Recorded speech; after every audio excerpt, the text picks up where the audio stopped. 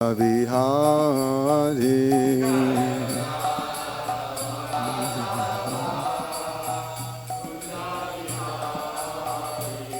Jai Radha Madhava Kunja Vihari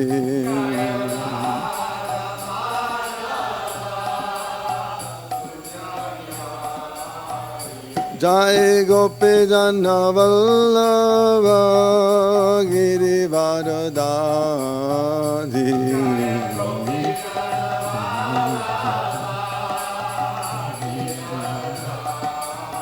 Jasodhana Nana Braja Jana Ranjana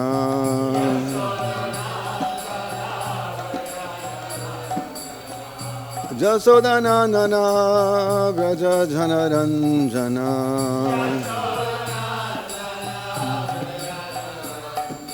Jamuna Tira Vanachari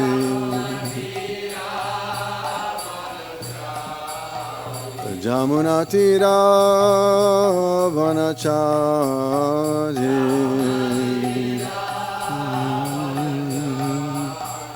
Jai Radha Madhava Kunja Vihari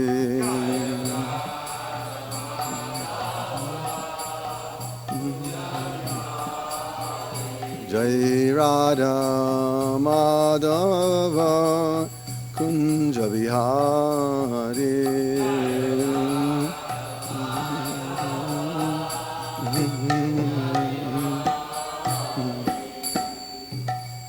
Jai Vishnu Pad Paramahans Varibhajagacharya Astodarasi Srimana Jayenge Sabhai Charnaravind Bhaktivedanta Swami Srila Prabhupada Ki Jai Skambhi the founder charges Divine Grace Srila Prabhupada Ki Jai Jai Om Vishnu Pad Paramahans Varibhajagacharya Astodarasi Srimana Divine Grace Srila Bhakti Siddhanta Maharaj Prabhupada Ki Jai Grantara Srimad Bhagavatam Ki Jai Sri Harinam Sankirtan Ki Jai Nitai Gaura Premanandi.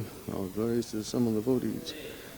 Glories to the Sama devotees. All glories to the Sama devotees.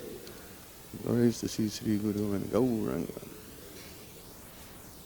Nama Om Vishnu Padaya Krishna Kṛṣṇa Bhutale Śrīmate Bhaktivedanta Swami Nityanamane Namaste Saraswati Devi Gauravani Pachayini Sesha Shunyamari Paśyāmi Om Namo Bhagavate Vasudevaya Om Namo Bhagavate Vasudevaya Om Namo Bhagavate Vasudevaya Narayanam Namaskritya Narang Chaiva Narottamam Devim Saraswatim Vyasam To Jaimudiraye Nasta Prayesha Bhadreshu Nityam Bhagavata Sevaya Bhagavati Uttama Shloke Bhaktir Bhavati Naishtaki.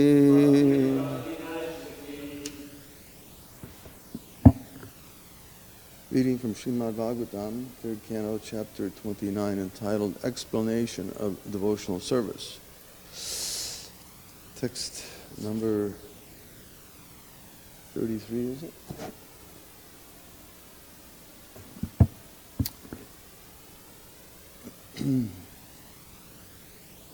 Tasmān mayy arpitāśeṣa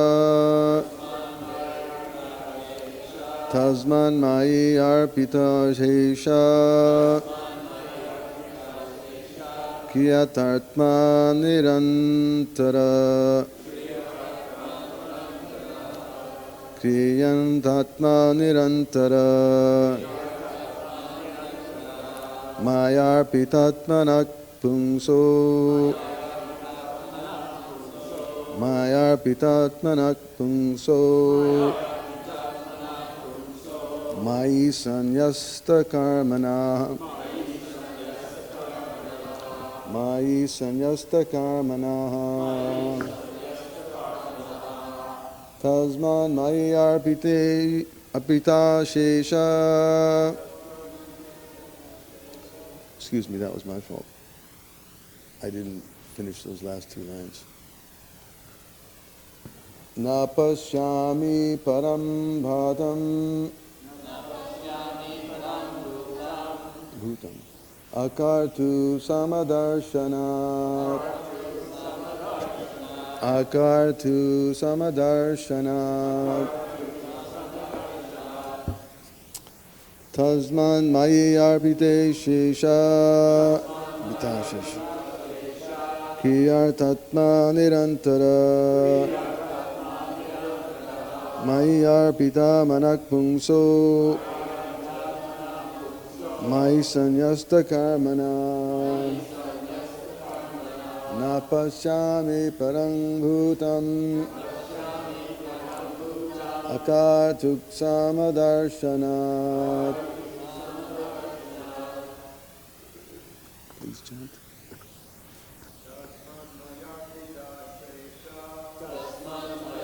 arpitāśeṣa nirantaraḥ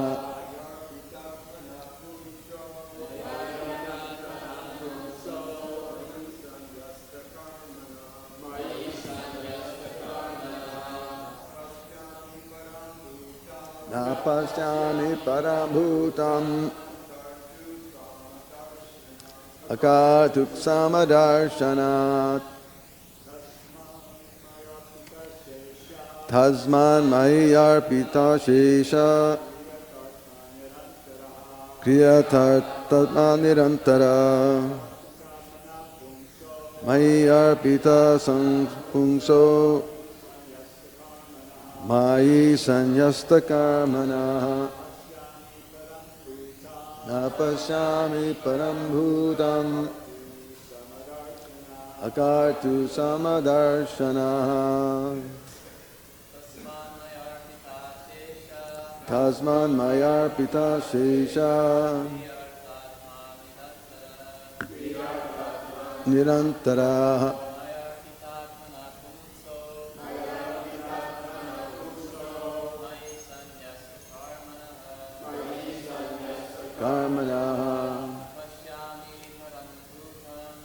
paśyāmi param bhūtam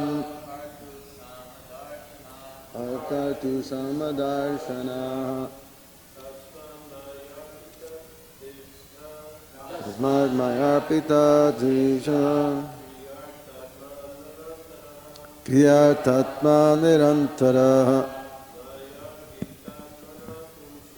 mayy arpinātmanaḥ puṁso mayi sannyasta-karmaṇaḥ na paśyāmi param bhūtam akartuḥ sama-darśanāt. Ladies, tasmān mayi arpitāśeṣa kriyārthātmā nirantaraḥ mayy arpitātmanaḥ puṁso mayi sannyasta-karmaṇaḥ na paśyāmi param bhūtam akartuḥ sama-darśanāt tasmāt, then him, mayi, unto me, arpita, offered, aśeṣa, all, kriyā, actions, artha, wealth, ātmā, life and soul, nirantaraḥ, without cessation, mayi, unto me, arpita, offered, ātmanaḥ, whose mind, puṁsaḥ, than a person, mayi, unto me, sannyasta, dedicated, sannyasta-karmaṇaḥ, whose activities, not, paśyāmi, I see, param, greater, bhūtam, living entity, akartuḥ, without proprietorship, same, darśanāt, whose vision. Translation and purport by His Divine Grace, Sri Bhaktivedanta Swami Prabhupada Ki Jai. Therefore, I do not find a greater person than he who has no interest outside of mine, and who therefore engages and dedicates all his activities and all his life, everything, onto me without cessation. Purport. In this verse, the word sama-darśanāt means that he no longer has any separate interest. The devotee's interest and the Supreme Personality of Godhead's interest are one. For example, Lord Caitanya, in the role of a devotee, also preached the same philosophy. He preached that Kṛṣṇa is the worshipful Lord, the Supreme Personality of Godhead, and that the interest of his pure devotee is the same as his own. Sometimes Mayavadi philosophers, due to a poor fund of knowledge, define the word sama-darśanāt to mean that a devotee should see himself as one with the Supreme Personality of Godhead. This is foolishness. When one thinks himself one with the Supreme Personality of Godhead, there is no question of serving him. When there is service, there must be a master. Three things must be present for there to be service: the master, the servant, and the service.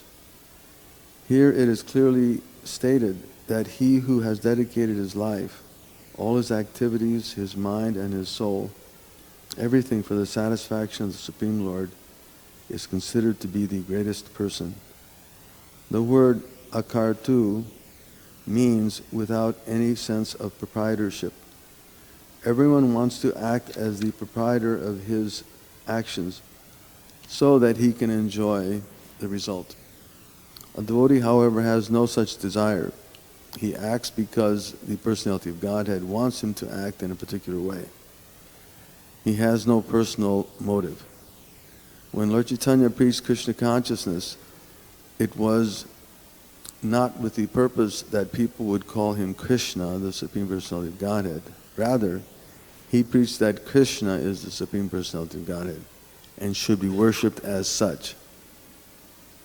A devotee who is a most confidential servant of the Lord never does anything for his personal account, but does everything for the satisfaction of the Supreme Lord. It is clearly stated, therefore, mayy sannyasta-karmaṇaḥ. The devotee works, but he works for the Supreme. It is also stated, mayy arpitātmanaḥ. He gives his mind unto me. These are the qualifications of a devotee who, according to this verse, is accepted as the highest of all human beings. Om jnanatimidandasya jnanajana shalakaya chakshunritam tasmān sīgurave Ugam garodi vācālam pangam mangāyate giranakritam vande sīguram dinatam paramanandamarvam sī chaitanyishvaram. Translation again. Therefore, I do not find a greater person than he who has no interest outside of mine, and who therefore engages and dedicates all his activities and all his life, everything unto me, without cessation. So in the Bhagavad Gita, Krishna explains, Yagyartarkamano yatra loko yam karma bandhana tarartam karma konte mukta sangha samachara. That activity has to be there. Work is there. Where it's not that we're in our natural condition to be inactive. Even in the material world, it's obvious. You go into the mountains, or you try and meditate, and you can stay there for a few minutes, if you're lucky, a few hours, before the mind starts wandering off and, gee, I wish I were back at such and such place, or what is so-and-so doing. It's a unnatural position to try and negate action. But what kind of action has to be there? As Kṛṣṇa explains in the Bhagavad Gita, it has to be action which frees one from bondage. Mukta sangha samachara. It's meant to free one from being entangled in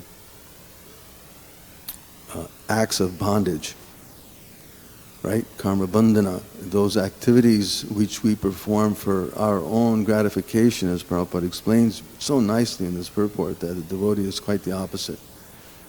But when we're acting for our own purposes, that action, those activities, they bind us. We become obligated or bound in some way, to some degree. And the whole material world is created for that purpose, for that facility, that you can act and try to enjoy separately. So we have two paths we can go by. And there's the pavritti and there's the nibritti. Pavritti is broken down further into pava, bha, ma, and ma. That there's works that we can do in this world, and people are working so hard, right? Pa, they're working very hard. They're working like anything to try and get to some level of security, enjoyment. But that activity, it creates, actually one works so hard that we're foaming. And that foaming means that one is putting so much energy, just like you see sometimes the animals of burden, they work so hard, especially you can see this when you go to some place where they have such animals. I went some years back, we went to Thailand, and even though the elephant is so big, it's a huge animal and it's so powerful, they work it so hard that even the elephant is foaming. Even the elephant is foaming at the mouth. What to speak of some lesser animal? And you can sometimes go, if one gets an opportunity to go to Vrindavan or Mayapur or some place like that, where smaller animals are used to carry huge loads, right? They're carrying huge loads of sticks and laundry. Sometimes the loads of laundry are so so huge, you can't even see the animal practically. You can just see four little feet at the bottom of the load, and even they're shaking due to the weight. And so what kind of work are we doing in this world? We're working so hard that we're foaming at the mouth, and we're putting so much energy into trying to make something happen. But it ends up in disappointment. And again, that experience is there. One works so hard, just like athletes. Sometimes you see how they try so hard to win their gold medal.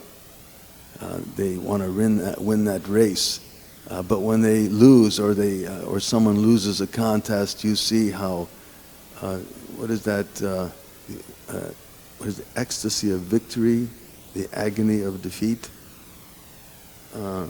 They're quite happy when they win their prize. But on the other side, everyone is distraught to the greatest degree. Srila Prabhupada comments that during the 40s, or was it the 20s, I can't remember, during the stock market crash, the big businessmen were so disappointed by the crashing market that they would jump out of windows and commit suicide. So the agony of defeat. And this is the experience, that we work very hard in this world, but it simply ends up in disappointment. And when that disappointment, that experience is disappointing, then fear sets in. Because I'm working so hard, I only have so much time. And nothing's happening.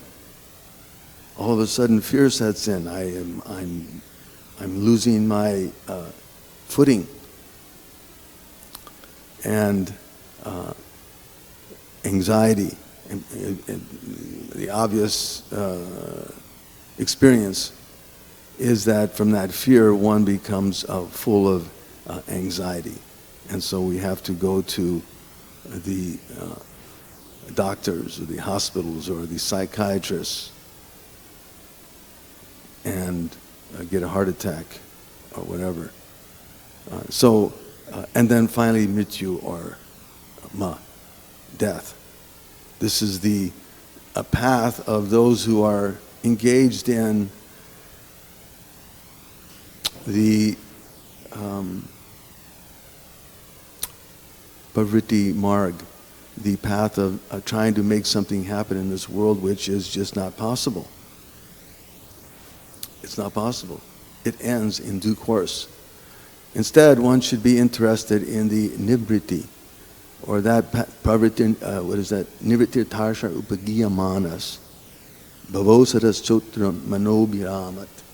The opposite path is the path of liberation, or one where one becomes released from the lust or material activities.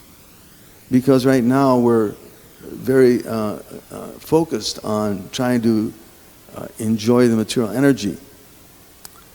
But that doesn't work.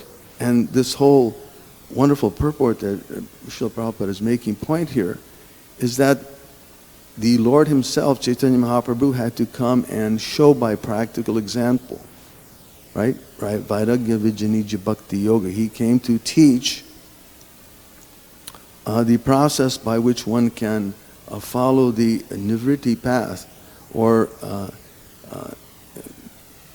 give up the attachments which are binding the conditioned souls to this material world. And instead of becoming released, we're becoming more and more entangled. What is that? Bhavosaras chotra manobhiramat. That the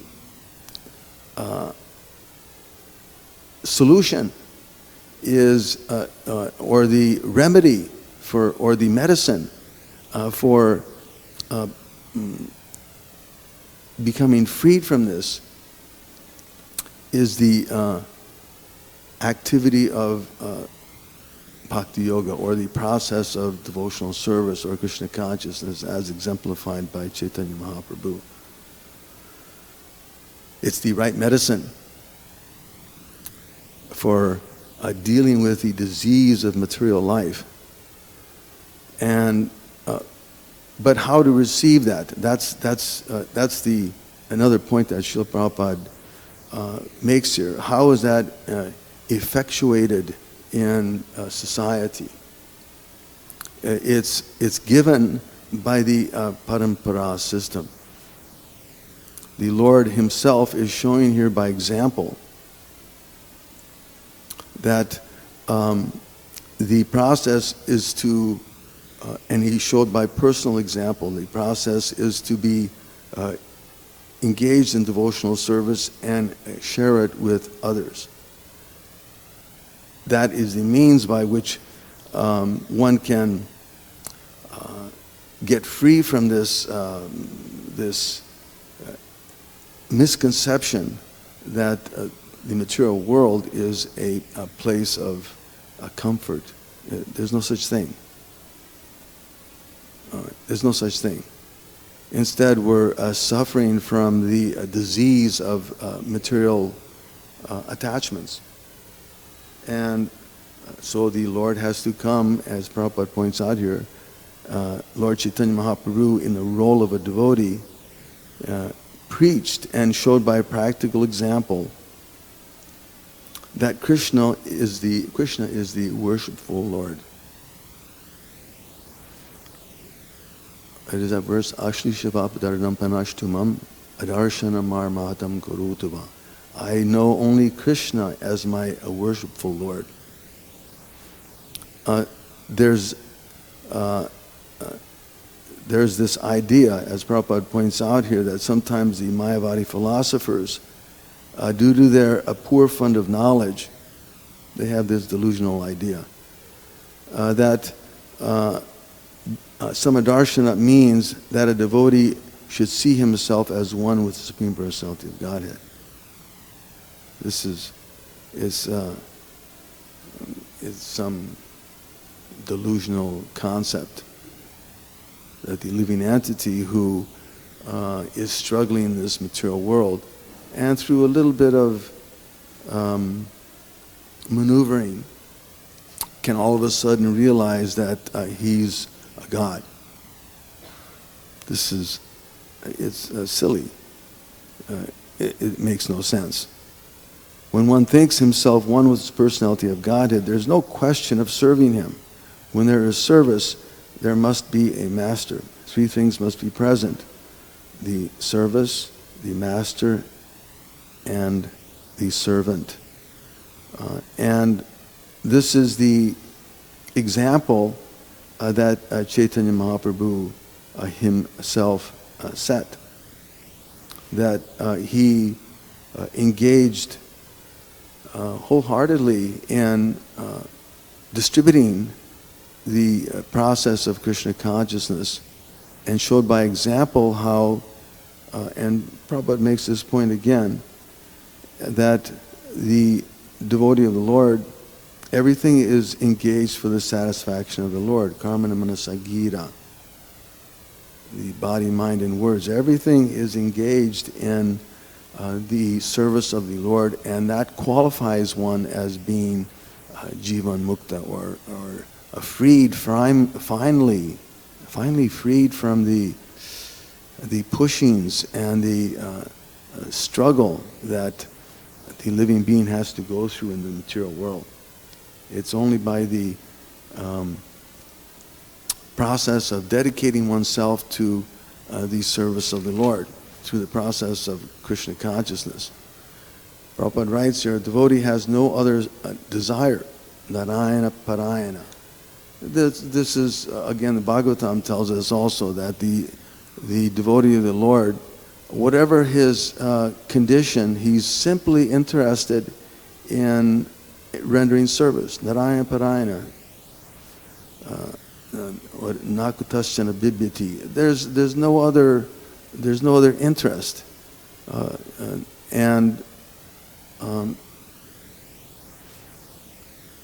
any other interest outside of that is simply an illusion. It's not a natural state. Instead, one should again simply be engaged in preaching the process of Kṛṣṇa consciousness, and in that way as Prabhupada points out here, a devotee who is a most confidential servant of the Lord never does anything for his own personal account. And Caitanya Mahaprabhu showed again that example, na dhanam na janam na sundarim. There was no interest in getting followers, fame, other forms of gratification. No interest. This is not the solution to the struggle and the pain that the conditioned souls are having to go through. Instead, it is stated, my arpita param. He gives his mind unto me, right? Akama sarvo kamo va. It's described again in the Bhagavatam that one who is of a broader intelligence must see by all means that the worship of the personality of Godhead is the ultimate, is the most important activity. So the Lord himself preached this, showed by example, and we're seeing it practically within the practical result of it in the spreading of Kṛṣṇa consciousness throughout the world. Because the sincere followers of Caitanya Mahaprabhu are following that example. By following that example, they're also becoming strong and good examples of preaching Kṛṣṇa consciousness. And best example, of course, is Srila Prabhupada, who showed that he had no other interest other than giving Kṛṣṇa consciousness to the conditioned souls. And that should also be our heart and soul. Prabhupada writes in the Nectar of Devotion that it's the duty of the disciple to make the desire of the spiritual master his heart and soul. Just as the spiritual master is desiring to spread Kṛṣṇa consciousness, it's our duty as disciples to also adopt that same mood, spreading Kṛṣṇa consciousness. And Prabhupada points out here finally that these are the qualifications of a devotee who, according to this verse, is accepted as the highest of all human beings. The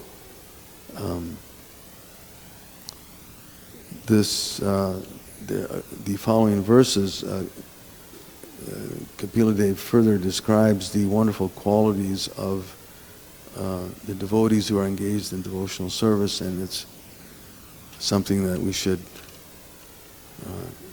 seriously take to heart. Any questions or comments? Great. Srila Prabhupada ki jai.